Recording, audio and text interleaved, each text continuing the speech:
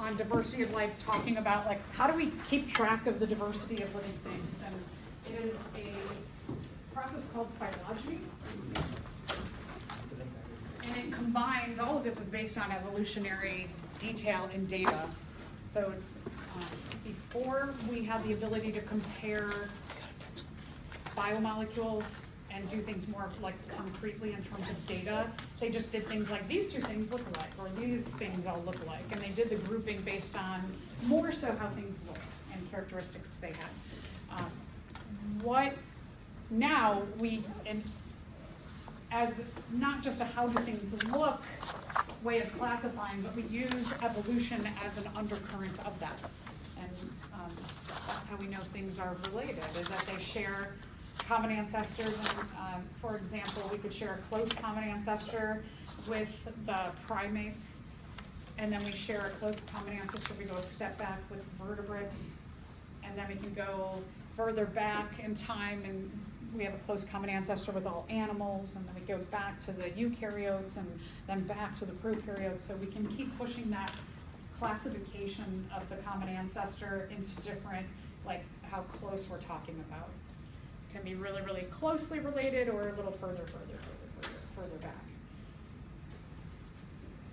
So this idea of systematics is looking at how things are grouped and then using this kind of undercurrent of classifying them based on how are they related. Are they related closely, a little further, and we look at these different groupings.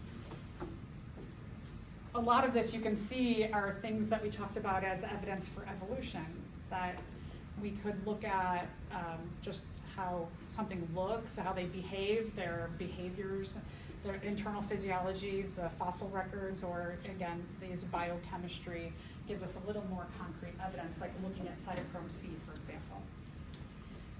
How we name things within systematics, this is called taxonomy. The taxon. Taxon means groups. How do we group them?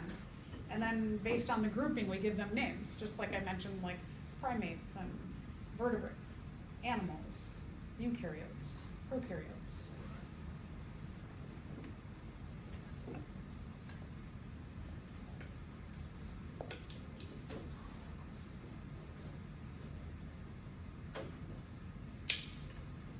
We have hierarchies of how and why we name all of these different groups, and we'll get into that in just a second in talking about the distinct names that we go by in terms of this hierarchy. So systematics is looking at things, how they're evolutionarily related. Taxonomy uses the names, and then specifically phylogeny gives us those groupings. Yeah, sorry. I got a question. What does, The hierarchy. yeah, what does that mean? So we'll get into this in just a minute, but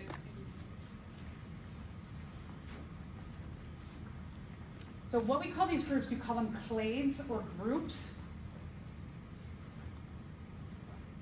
And the more groups you share, the closer the evolutionary relationships you have. So like the more common ancestors you have together, the more alike you are, based on all the different kinds of evidence for evolution that we studied in the last unit. The taxonomy, it's called the Linnaean system, that like we are Homo sapiens. All of these different, we'll talk about the levels of classification. They have this hierarchy of going from like really general, every organism on the earth falls into one of three domains. You're either a eukarya, which we belong to because we have cells that have a nucleus, or you're a bacteria, or you're an archaea. So everything goes into one of these three.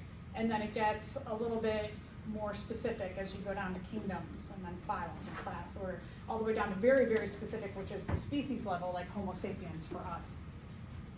So that's called the Linnaean system.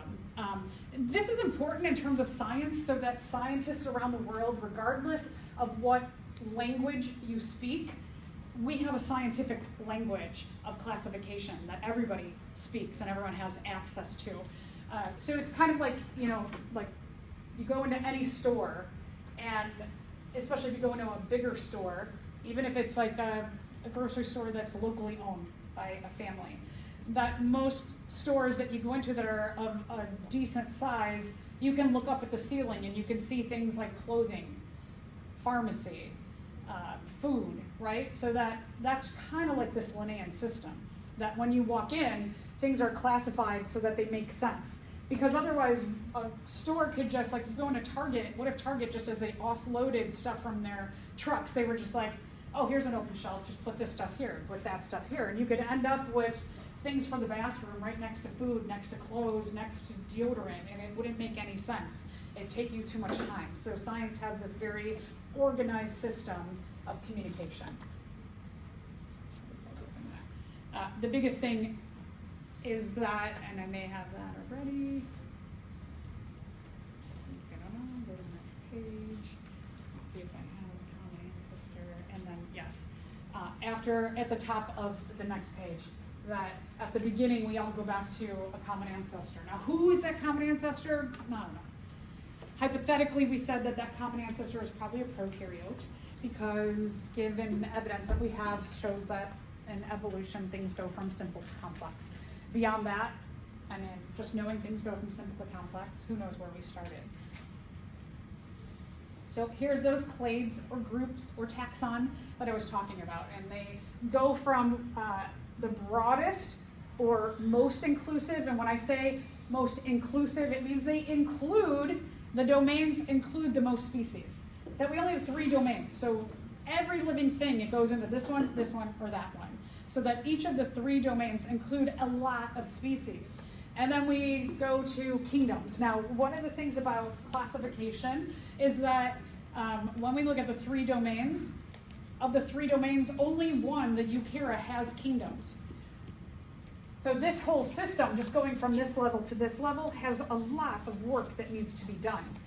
And we'll talk about why in just a little bit.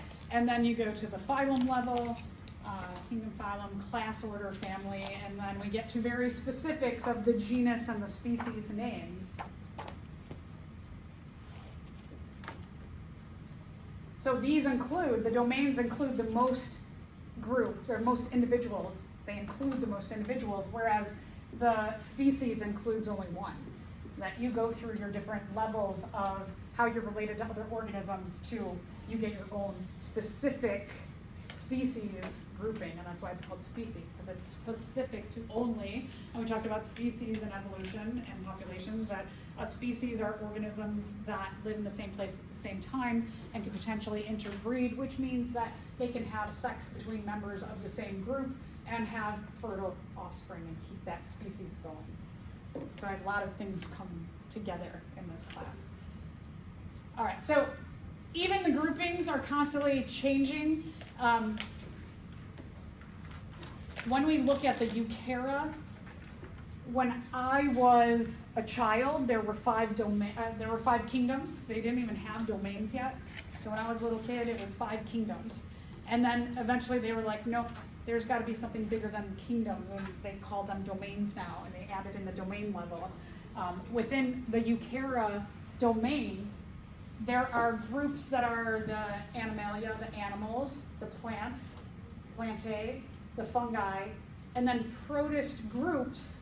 It used to be, protists used to be one group, but now they're realizing, and we'll talk about protists next week, that within the protist grouping, there's so many differences that the protists are probably, instead of being, they started calling them the protist kingdoms, not just the protist kingdom, but that they're still like, they're constantly working on these protist groups because there's so much variation and there's so many wild things that you see within these groups. So going from like one kingdom that they're looking like, no, it's a lot of kingdoms in there.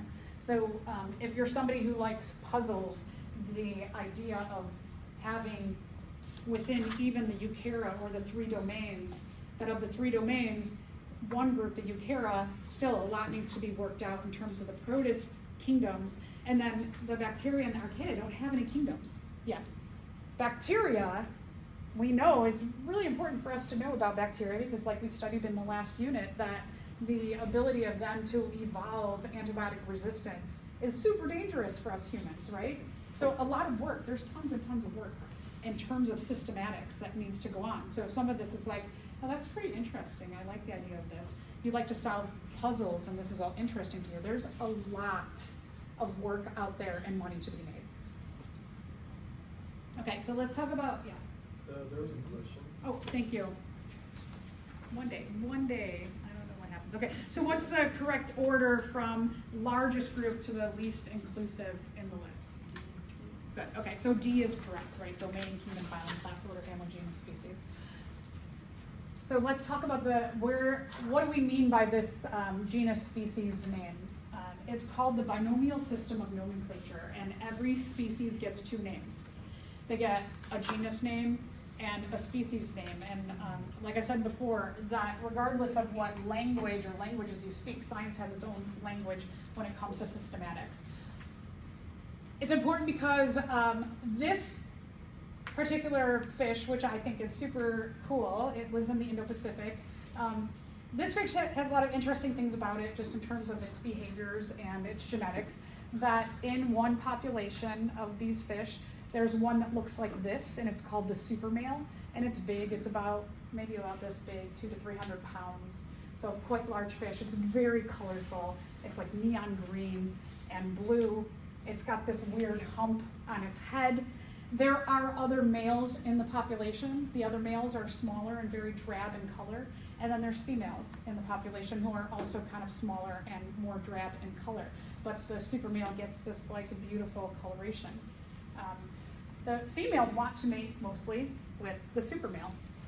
Now, when the super male is dying, the super male, they believe, emits some kind of pheromones into the water, and the pheromones are received by the population, and the largest female, probably the fittest female, receives these pheromones, and she starts to change her internal physiology to become the new super male. So these fish have the ability to be both sexes. If you're female, you have the ability to be both sexes. So pretty interesting.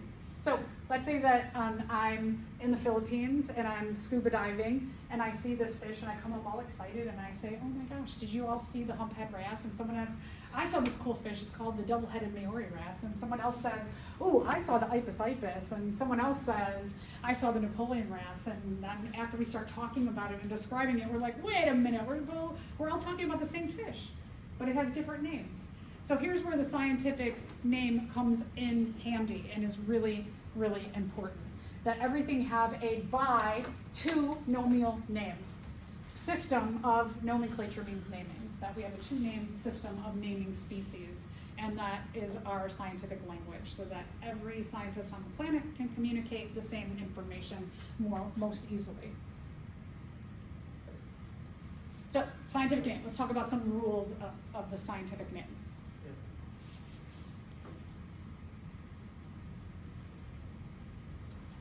So, the scientific name was made by Carolus Linnaeus. He was he was a doctor and I think a physicist also. Definitely found in some of the philosophy books as well. He also goes by Carol von Linné. I'm sure he had a bunch of other nicknames, right? So maybe because he had so many different names in different groups, he was like, maybe we should do this in science where we just have like one name for every species. And the two names are the genus and the species name. Now you saw a bunch of that when we especially did the lab on evolution, that all of the different animals that you looked at had a genus and a species name. And maybe you didn't pick up on it so much, it's kind of subtle in that lab, but there were some rules about the naming that, like for example, Chileneus undulatus or like Homo sapiens, that the first name is the genus name and the second name is the species name. Here are some other examples of genus species name. Some of the things that I want you to recognize here are that the genus names are always capitalized whenever we're writing a scientific name, and the species name is not capitalized. And that when I'm typing, I write them in italics. So again, genus name is always capitalized, and the species name is not. And if I'm typing, I put them in italics. If I'm handwriting, I'll underline them. And that's just to let us know, like, this is the scientific name. It helps us to pay better attention to them. Good question. Okay, which of these is the correct scientific name?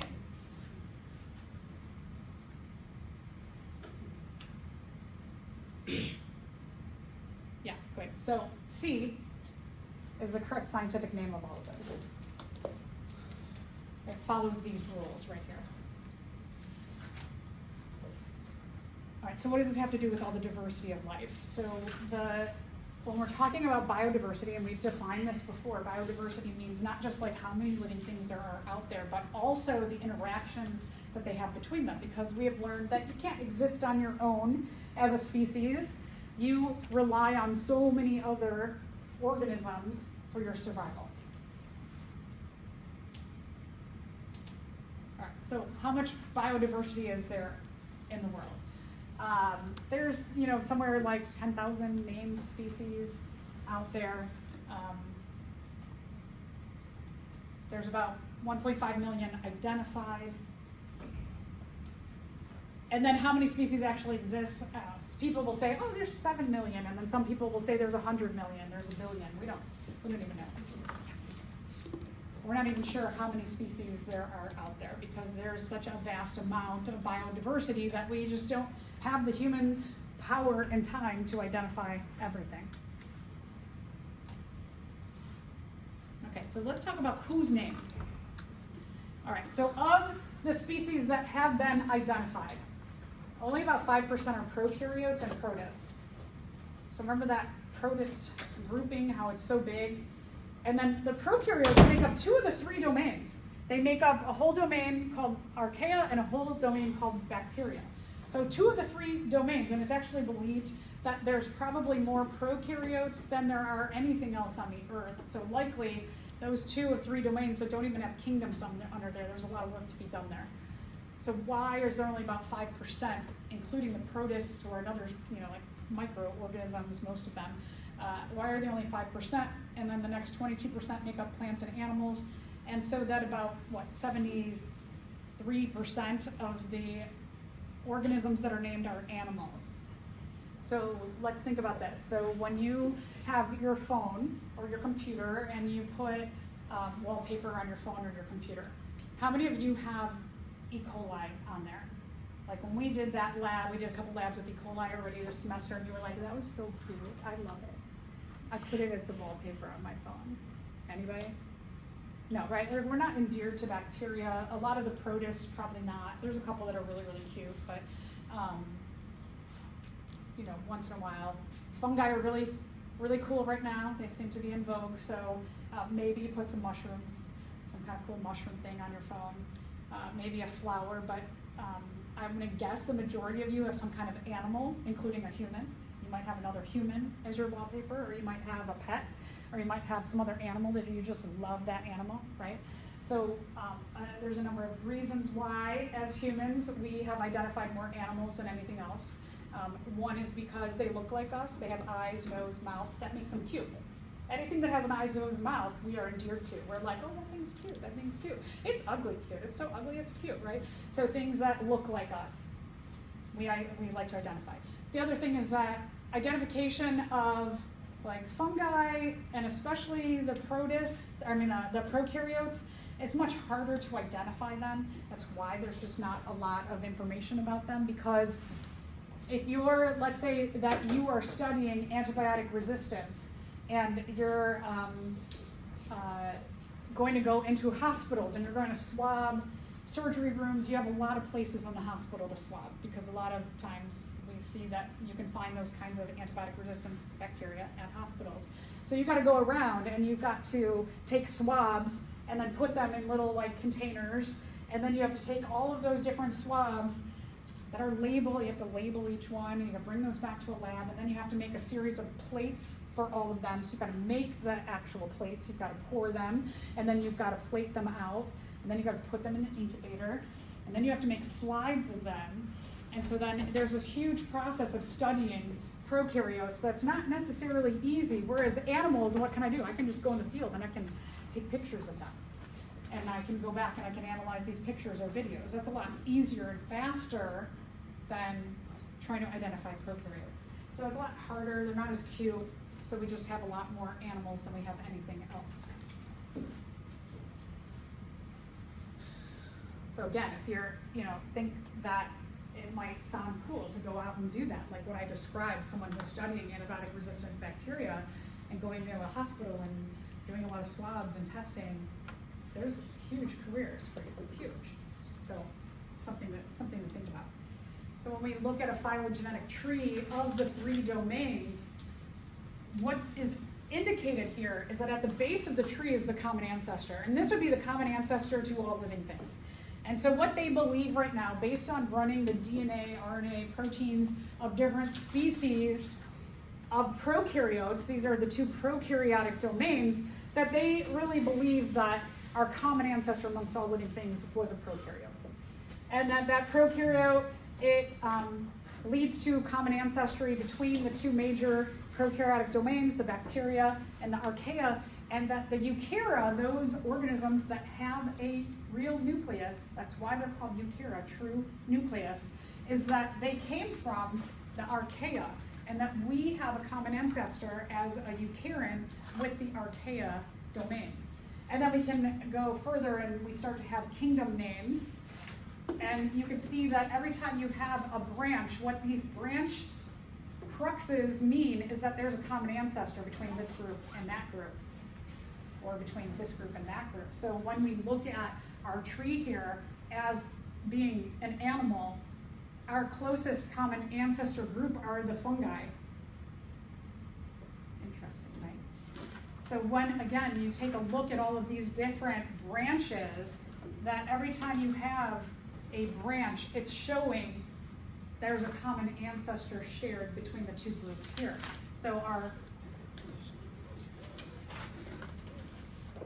branching here shows us that as a eukaryon animal, we share a common ancestor with the fungi.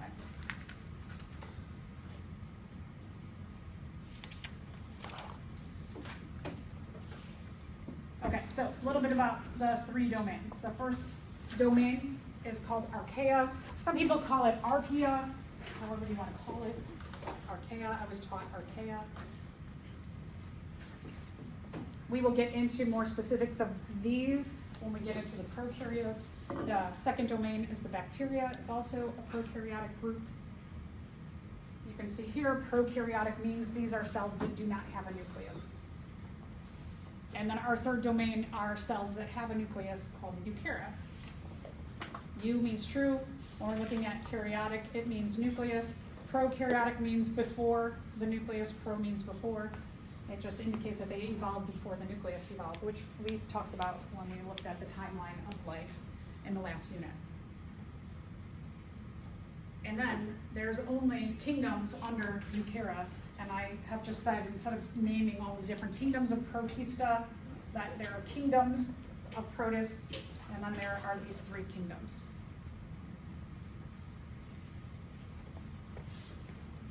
So just to remind you that the eukarya are cells that have a nucleus. Prokaryotes are cells that do not have a nucleus.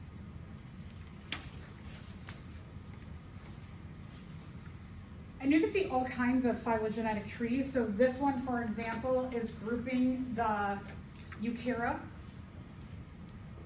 And we can get more and more and more and more detailed the more that we know. And what this is saying is that here's a common ancestor between all of the eukarya. So we are going to talk about one of the eukarya kingdoms, which we're going to talk about plants.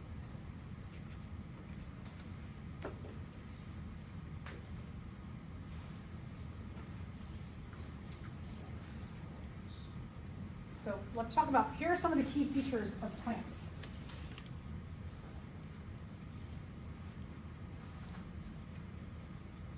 Probably one of the main things that when we think about plants, we know that they undergo photosynthesis. And this is, we've talked about, hugely important because without a producer, for us on Earth, we rely on plants more than we do the other producers groups like the cyanobacteria and algae.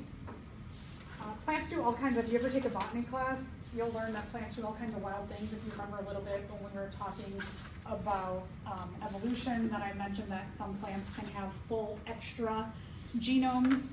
That's just one of the many things they do. They do these alternation of generations between diploid and haploid, and that gets into some more genetics, but they do all kinds of nuts things that other eukarya can't do.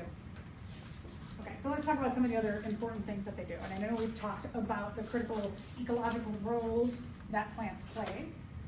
Like, for example, plants make food for us, air, they contribute to that. We'll talk about some of these other things as well. Plants, in the process of photosynthesis, they can extract carbon dioxide out of the atmosphere and fight climate change.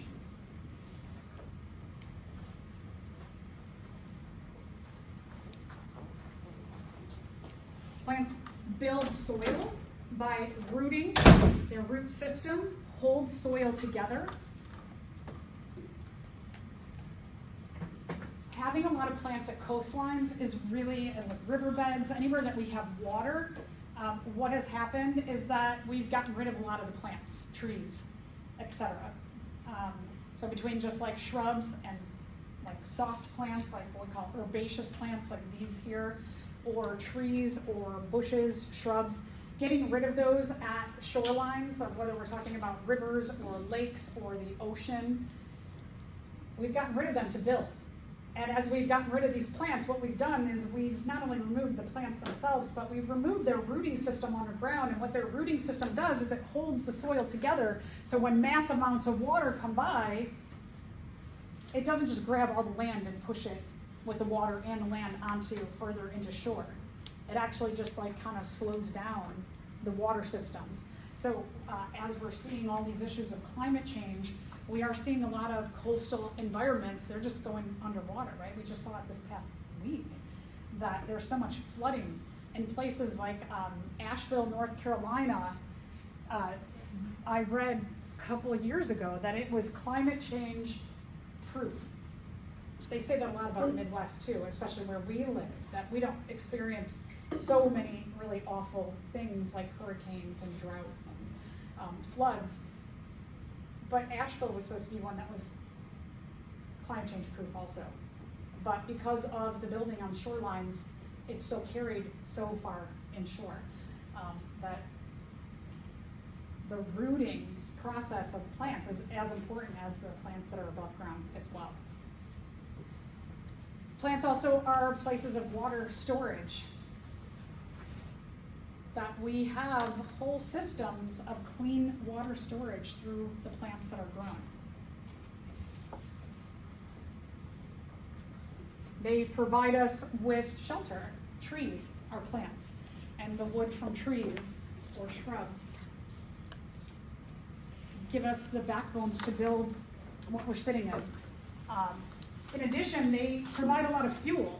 And we can look at it in two different ways, that they can provide fossil fuels, like coal is the compaction of dead things in the past. A lot of coal comes from like the bodies of plants.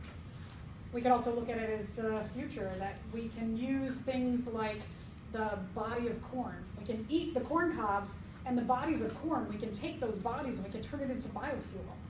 We can do that with a lot of plants. We can use their bodies as biofuel on the parts that we don't eat, but that gets political.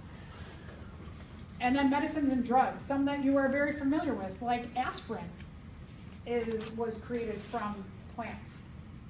Other things, heart medication, digoxin, Taxon, quinine that treats malaria, morphine and codeine, those have come from plants as well. So there's a lot of places where you can study plants in the pharmaceutical industry to try and create important medications for us in the future. Plants can also provide us with like marijuana, with recreational drugs, or they can also just, they say that, and I believe I've mentioned this before, that plants can also add to our mental health.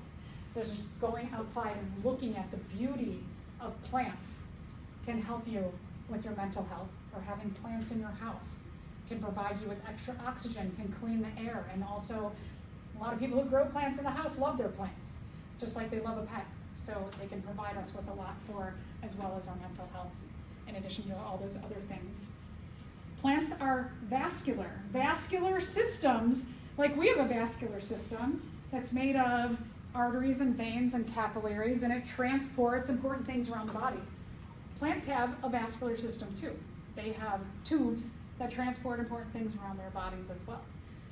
We can see that plants have vascular systems by looking at, and just like here, it's got a certain print or pattern to it, this plant, and those are the veins. So we can see the veins and the leaves, which are really important for the process of, or the products of the process of photosynthesis. Providing oxygen can go right from the leaf out into the world, and then the sugars that are produced can travel through the plant to help nourish the plant and also provide us with food that we eat. All of these different leaves show us indications of those vascular system, or those lines, the veins. All right, so let's talk a little bit about the major groups of plants. We start with a big major, two major groupings. They're either vascular or not vascular. When we're talking about vascular plants, we're talking about those that have veins. And when we're talking about non-vascular plants, we are talking about plants that are really short, like the green stuff that's growing here. This is called moss. Moss doesn't need to have veins because it's not very long or big. It doesn't have to transport the sugars that are made through photosynthesis, or the oxygen and carbon dioxide, the exchange of those gases. It doesn't have to happen very far from the surface of each leaf because the leaves are very, very small. So these are more of like your non-vascular plants. And then the majority of what we have on the cart, anything with veins, trees, shrubs, soft plants, those are your vascular plants. Anything that has a vein. All right, so we're going to talk first about the non-vascular plants. So I've got my little moss here. This little green fuzzy stuff, it kind of looks like green grass on this log here. They don't have any veins, again, because it doesn't grow very long. So it can exchange gases right with the surface of each leaf, and also can just make sugars, and they can just like exist within the leaves themselves. You'll find these, you can see that I pulled this out of water. Mosses need to be in very humid or wet environments. Because they don't have veins to transport water, they don't have a rooting system that transports water from the ground to them. They have to get their water from the air, from humidity. So another kind of, in terms of their smallness, reason why they have to be connected to a quick water source by having a high humid environment. Mosses may grow on anything that has like a porous surface. So it could be like rocks. You'll see mosses growing on rocks, bark of trees, shrubs. Dead mosses can compact over time. It's called sphagnum moss, and it makes this like very spongy environment. Usually you'll find them in high acidic locations. There's a bog. If you go up north, the Vogel bog has layers and layers and layers of sphagnum moss. It's really cool. It's in the northern suburbs. You can go and you can walk on these moss conglomerations, and it's like you're walking on a big sponge. You can feel it. Is like the one in Louisiana? I'm not sure. I went to one there. Okay, cool. Yeah. It's kind of like little platforms. And Yeah. next to it. Yeah. So then they have one in the dunes as well. Yeah. Pretty cool to check out.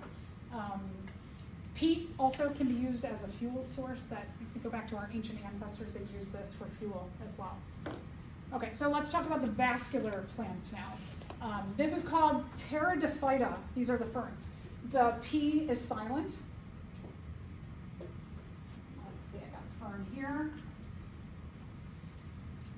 Ferns are different than our other plants and our flowers especially. They are vascular.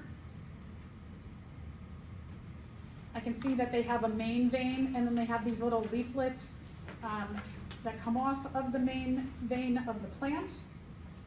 So they do have veins, but they are not a flowering plant.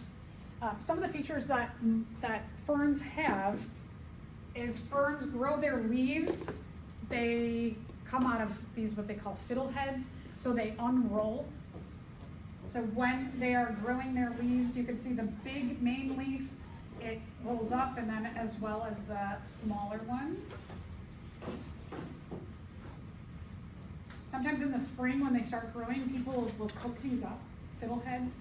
They're kind of tasty, they're very soft when they're just starting to grow. The way that they reproduce are through spores. They don't have seeds like a flowering plant.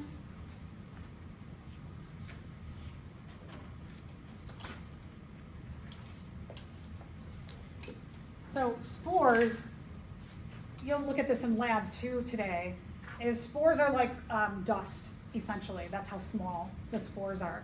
So in here, I've probably got thousands of spores in this little tiny, not even within here, but within the little glass thing inside of here, as there's tons and tons of little spores in there. So instead of having seeds, they do their reproduction via spores. You can sometimes, not always, but like this fern here, it doesn't have any spores right now.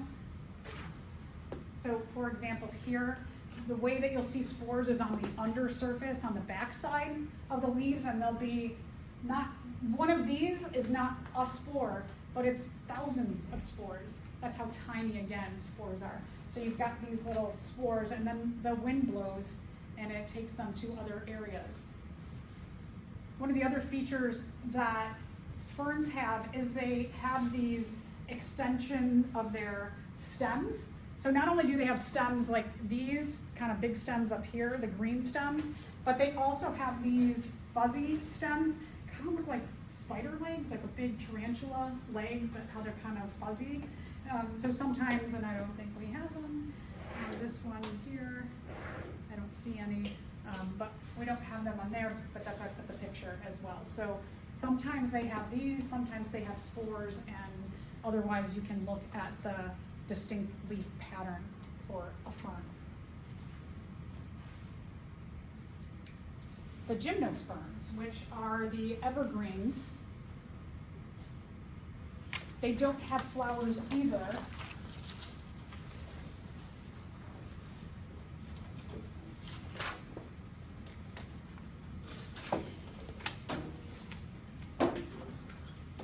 Instead of having flowers, they have their offspring in cones, different kinds of, we call them pine cones. Here you can see that the leaves are long and skinny. This is what we would call needle-like leaves, that they are long and thin and have kind of a pointy edge like a needle. Needle-like leaves are very different than even something like this. I would not consider a needle-like leaf. It is long and skinny, but it's more of a soft leaf. These leaves are a bit harder, also like a needle. So when you're looking at an evergreen or a pine tree, that you'll see that the leaves are long and needle-like, have that pointy edge, and that the seeds are found in cones. Cones can look very different. So here we can see a variety of different kinds of evergreen or pine cones, and some can be very, very small, and some can be quite large as well. There's a lot of different kinds of evergreen trees.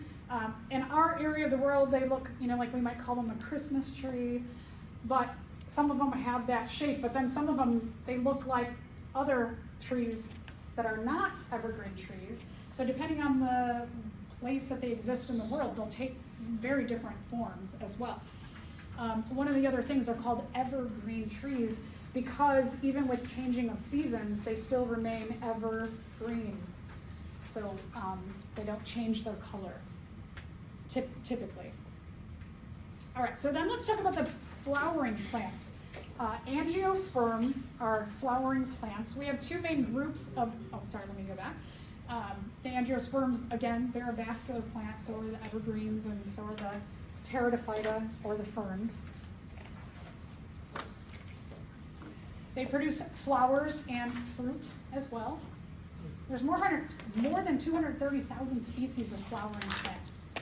There's a lot. The smallest can be 3 millimeters. Duckweed, which we have some out on our pond, and freshwater system, you'll see little tiny, teeny tiny leaves that are floating on the surface. That's duckweed. And then the largest, the eucalyptus tree, can be hundreds of meters tall. So there's a great variance, and then flowers can be a lot of things. Flowers also can be very strange, and not just like very colorful and maybe quote unquote what we might consider pretty, but this is a grass, and these green things, they were dyed green, these are the flowers. So sometimes flowers are not exactly what you like consider them, or we're kind of been trained to look at flowers. So grasses have weird flowers. You'll see a couple other weird flowers, like this peace plant here. This is a flower.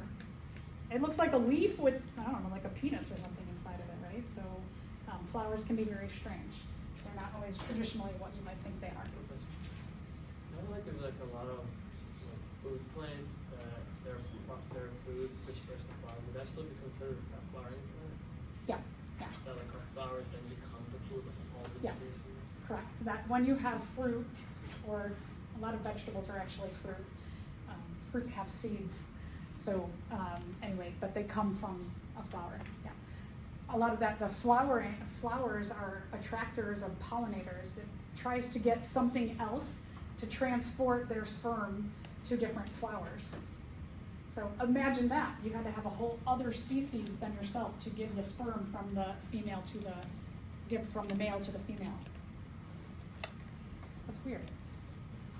All right, so let's talk about some of the major adaptations of angiosperms. Flowers, fruits, and broadleaves. Now, broadleaves,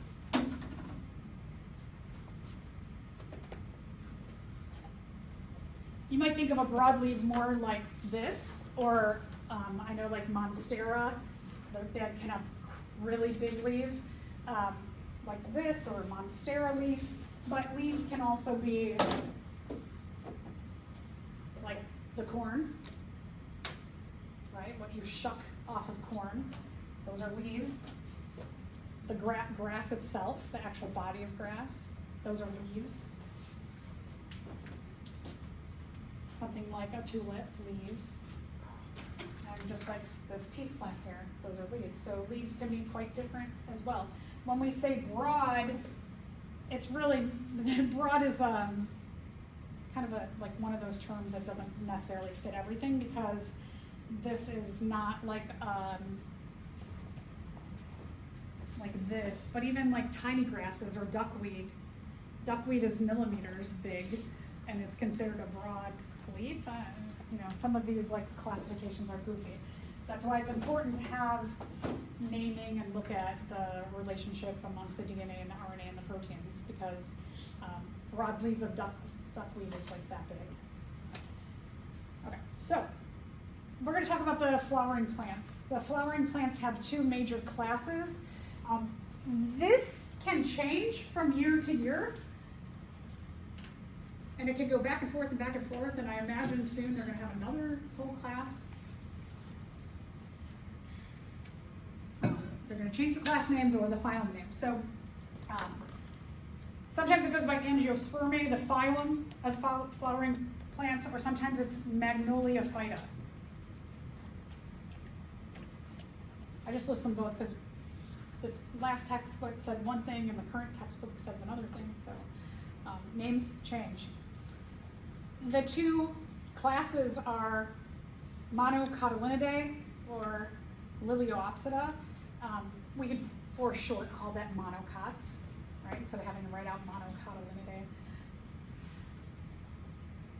Or dicot, Dicotyledonidae, or Magnolio opsida, whatever, monocot, dicot. That looks good. We're gonna look at when we're observing a monocot versus, a monocot versus a dicot, what are we looking for? So we're gonna go through a bunch of different pieces of data that can help us and will help you today to identify the difference between monocots, dicots, but also I give you data for all these other plants as well. Okay, so just between a monocot and a dicot, so if you're lucky enough to have a flower, you can count the flower parts. Now the flower parts can be the petals, the actual petals themselves, but then if we open up our flower, I can open up my tulip here, and inside I've got the male and female flower parts as well. And so I can look at the male flower parts and I can count the stamens, and it has 1, 2, 3, 4, 5, 6. So this tulip has 6 stamens, kind of like having 6 penises. And then the female flower part, if you look when you're in lab, you'll be able to see it, because some of you are far enough away, but it's got 3 parts to it. So we've got a theme of, we've got 3 parts, we've got 2 times 3 stamens, and then you've got 1, 2, 3, 4, 5, 6 petals. So we have something with the multiples of 3s when we're talking about our monocots. So your monocot flower parts could be in 3s or multiples of 3. And again, like I have with this, I've got 6 petals, 3 stamens, and I've got 1 pistil or carpel, and the carpel has 3 parts to it. So it's a 3 or a multiple of 3 when we're talking about the flower parts. Now, there's a lot more diversity with the dicots. The dicots flowers come in 4s or 5s or multiples of 4s or 5s.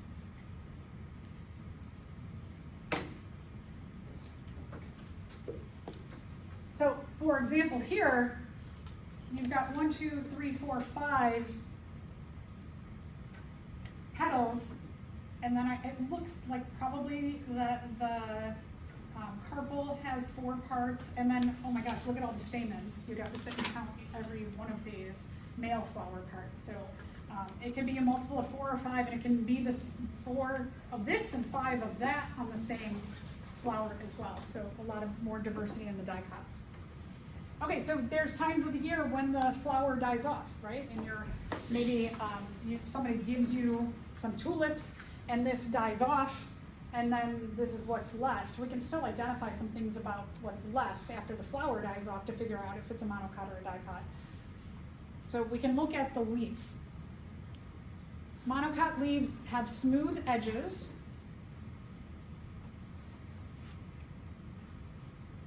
And most often have parallel veins.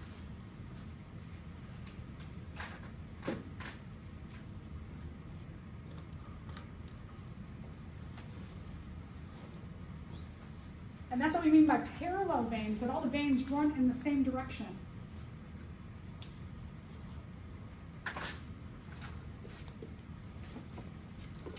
I can see that even on my fake tulip here, that the veins are going in one direction. The lines are all going this way. Now, when we take a look at a dicot leaves can be like this, so they can be what we call palmate. Like kind of like a hand, looks like, like a hand with fingers to it. So this is called palmate. This is also a palmate, kind of has that hand shape to it. And, or they can be oval, like this. Now this looks kind of like it has smooth edges too, so these rules don't necessarily perfectly go, but the vein pattern, like this or that, what I see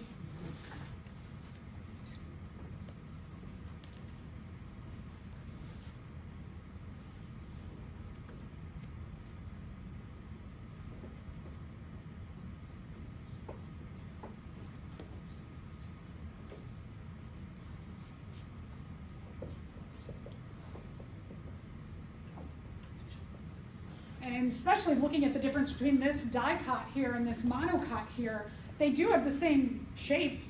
They're both kind of oval with smooth edges, but this one has a main vein and the other veins come off of it. Same here, main vein and the veins come off of it. So what we call that is we call that net vein. So the vein pattern really is going to tell you whether it's a monocot or a dicot, because like some of them are both oval, so that doesn't really help us.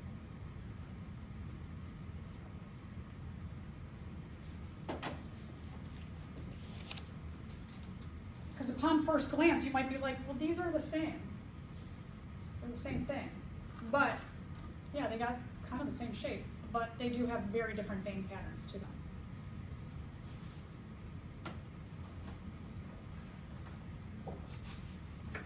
All right, so let's say the leaves all fall off, and you're left with the stem. So if these fall off, and this falls off, I can take my stem and I can cut it, and I can look down on it, and I can tell the pattern that the veins are inside of here when looking down, and I can tell if it's a monocot or a dicot. Oh, I have a question. Well, look at that, it's actually in there. Producing broad leaves may be an advantage compared to narrow needle-like leaves because we're going to learn that water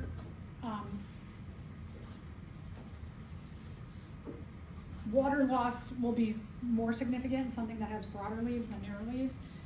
Increases gas exchange for photosynthesis. That sounds kind of good, right? Increased surface area for more water absorption.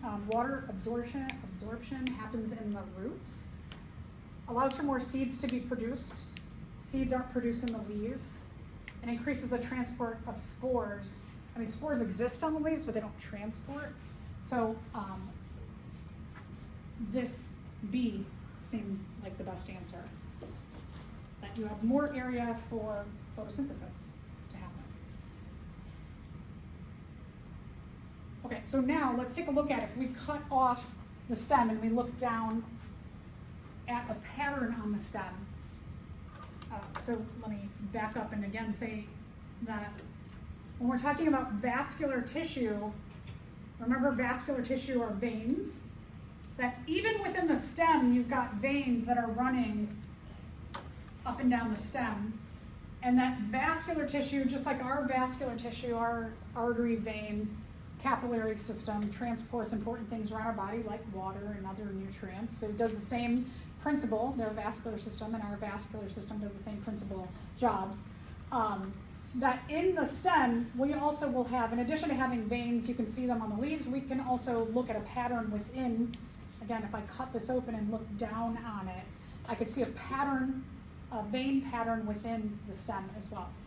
So in monocots,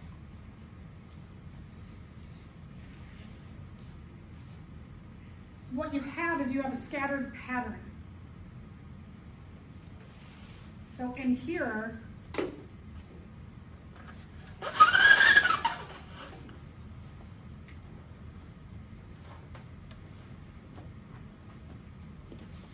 and when I take a look at the pattern, the veins, see those little dots here?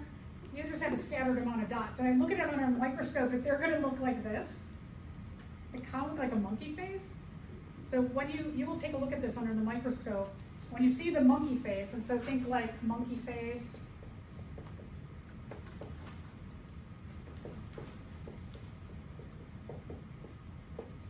the MON and the MON, right?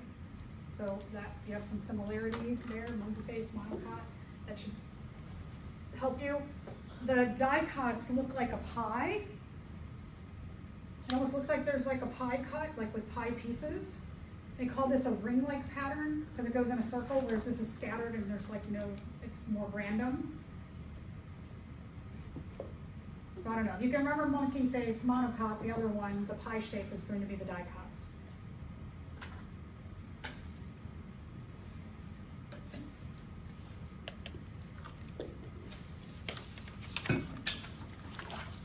All right, let's say that you don't have the vein anymore. Or sorry, you don't have the stem anymore. and you need to look at the roots. That all you have is like the stems kind of died off and shriveled. You can take a look at the root system. With monocots and dicots, they have very different root systems. Monocots have what is called a fibrous root system. Their root system, it only stays in the top few inches of the soil, and it spreads out lengthwise. Your monocots don't typically grow very tall because they don't have enough rooting to hold a heavy stem from falling over, typically.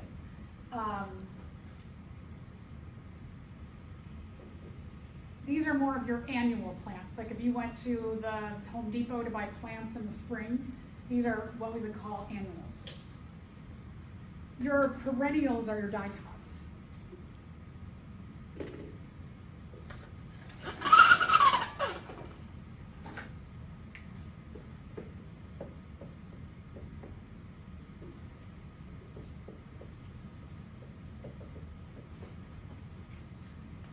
If you're looking like, if you own a house or you're going to buy a house and you want to put plants outside,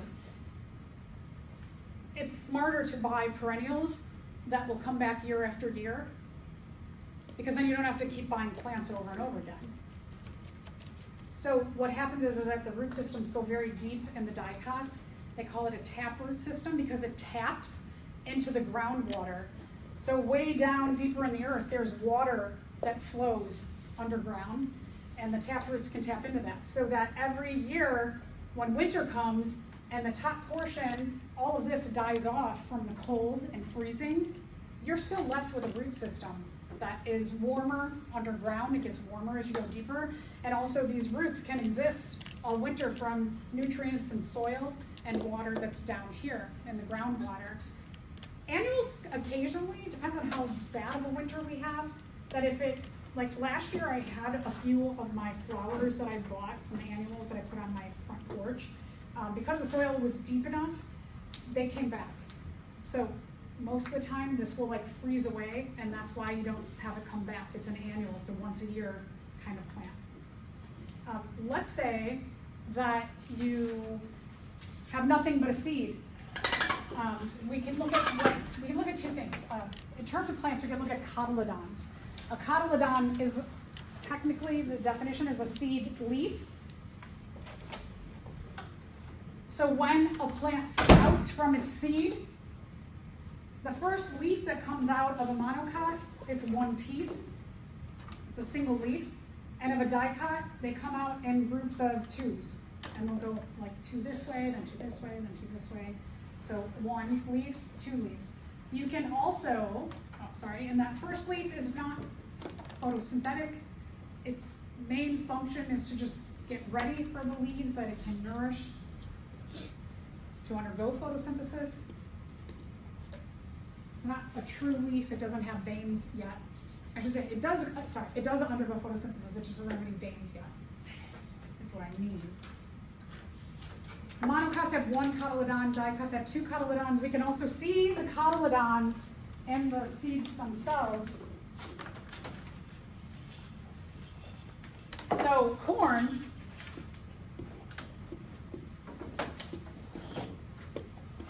all right, so this is corn. Corn has, if we investigate the leaves, corn has leaves like this.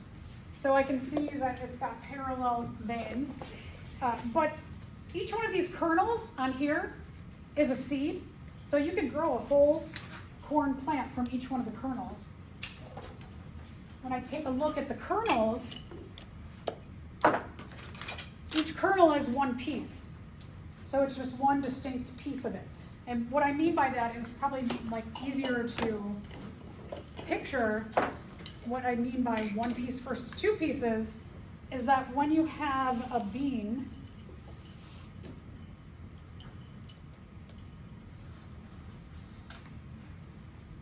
beans or nuts, that your bean groups, your legumes, your nuts, when I take a look at a bean, or think of like a peanut, an almond, that I can take that and I can break it into two pieces. So 2 dicot, di means 2, monocot, 1 piece each. So we can also take a look at not only the seed leaf or the cotyledon, but you can look at the structure of the seeds also. Okay, so a few things for lab. If y'all want to take your lab out, we'll talk about helpful tips for lab while I've got all this stuff in here. We're going to do lab 26 today.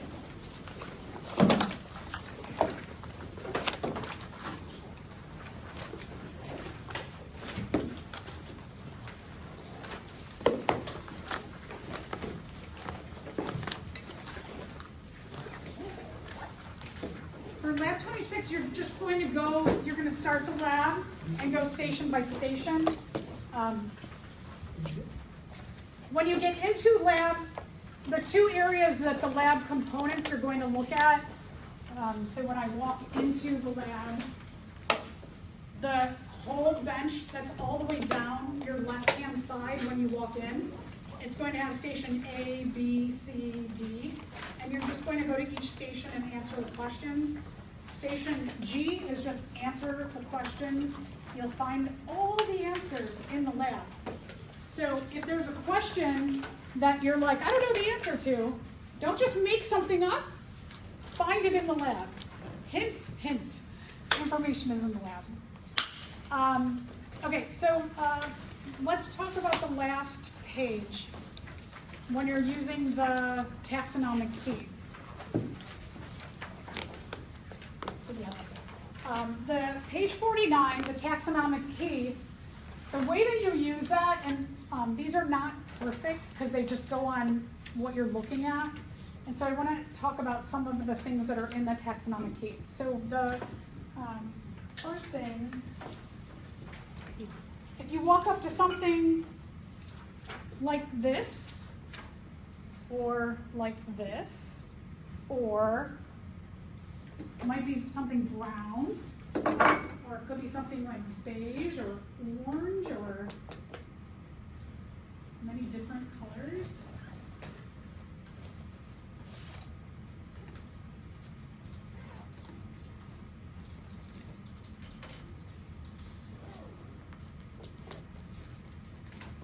Could be these. So you walk up to these, like I said, or maybe like this or this. And you should notice that there's no green here. So when you take a look at your taxonomic key, number 1 says chlorophyll present, chlorophyll absent. What color is chlorophyll going to represent? Green. Green, right? So if chlorophyll, if you walk up to something and it looks like a color or beige or brown, it's going to be the chlorophyll absent. What does it say beyond chlorophyll absent? Kingdom fungi. So what we're doing is we're walking up to an organism and we're trying to identify, is it a plant or is it a fungus right away?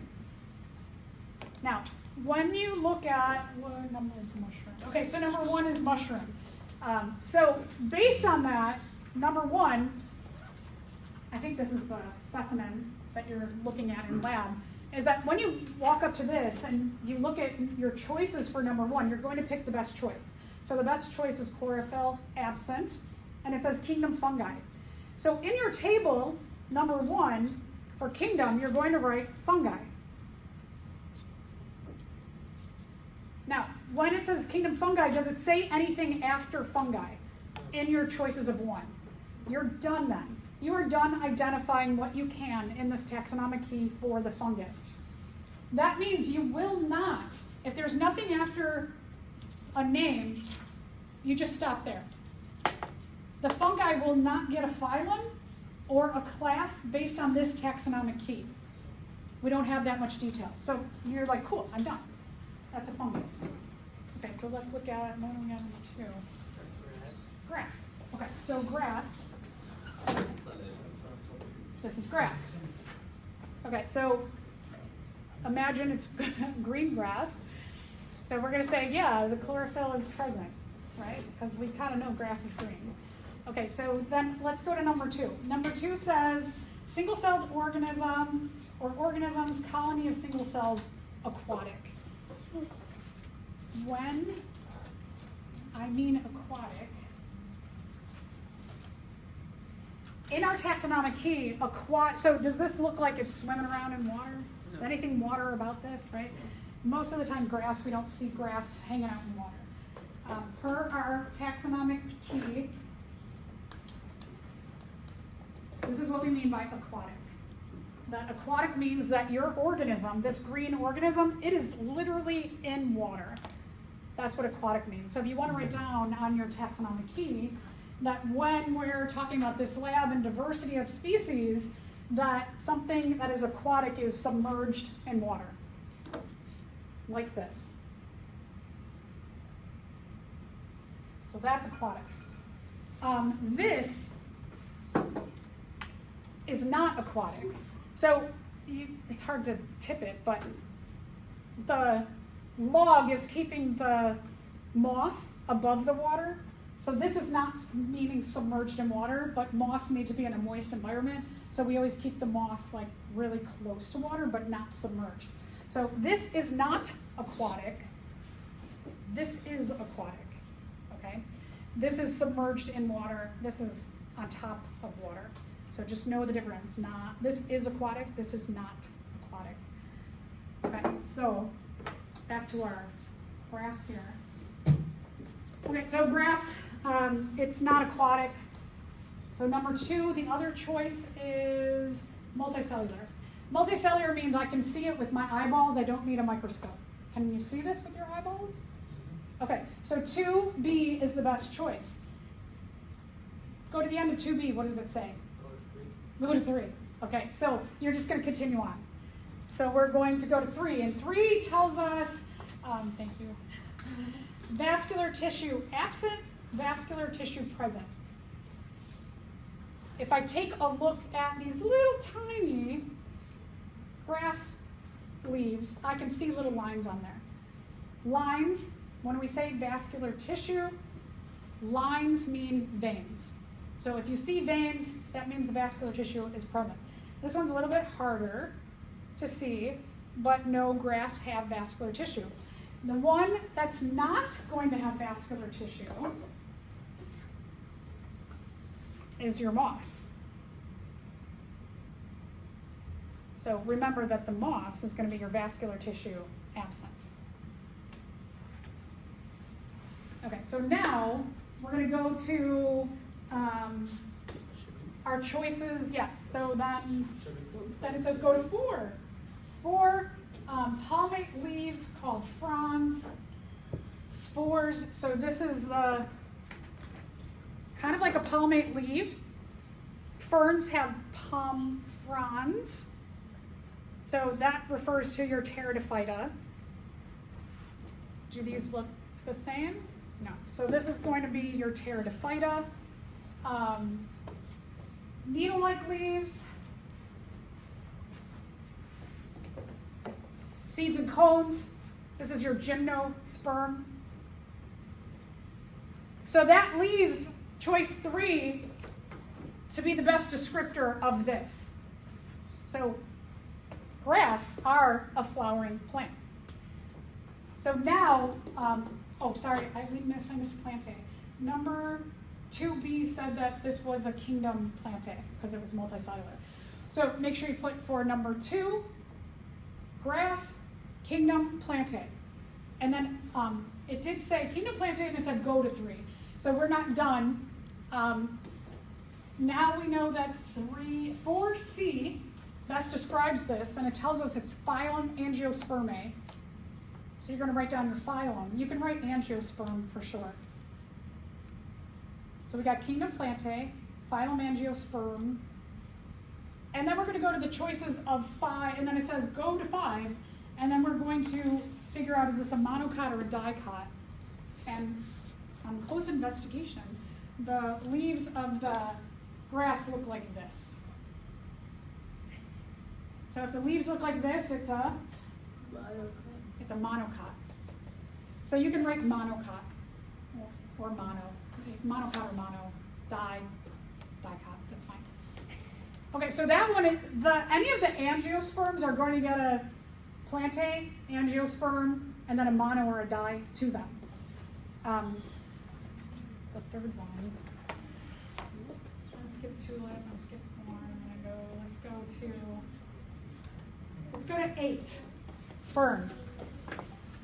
Okay, so number 8, this is our fern. You walk up to this one, and you go, yeah, chlorophyll present. So we go to 2. 2 tells us it's multicellular. No, 2 tells us it's, yeah, multicellular. So that tells me it's kingdom plantae. So fern is number 8. Number 8, kingdom plantae. And then my choices were for 4. The best choice is pinnate leaves called fronds. This describes a frond. It doesn't have any spores. It doesn't have those crazy legs, the spider-looking legs, those other stems, but this is a fern. So then your 8 gets kingdom plantae, phylum Pteridophyta. After it says Pteridophyta, does it say to keep going? So you're done. So I just wanted to point out, some of them will just get kingdom, some of them will get kingdom and phylum, and some of them will get kingdom, phylum, and class. Don't fill in what you don't need to fill in, okay? Okay. You will finish this lab today. If you have any questions, I mean, I give a lot of instruction during this. Oh, one last thing, sorry. One more thing. So this right here,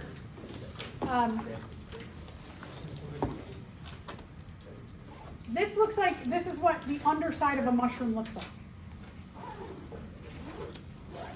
So if you think about like, if you like let's say mushroom on your pizza.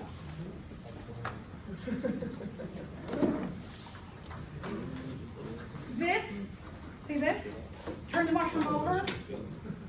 This is where the stem is. You can see here, here's a mushroom.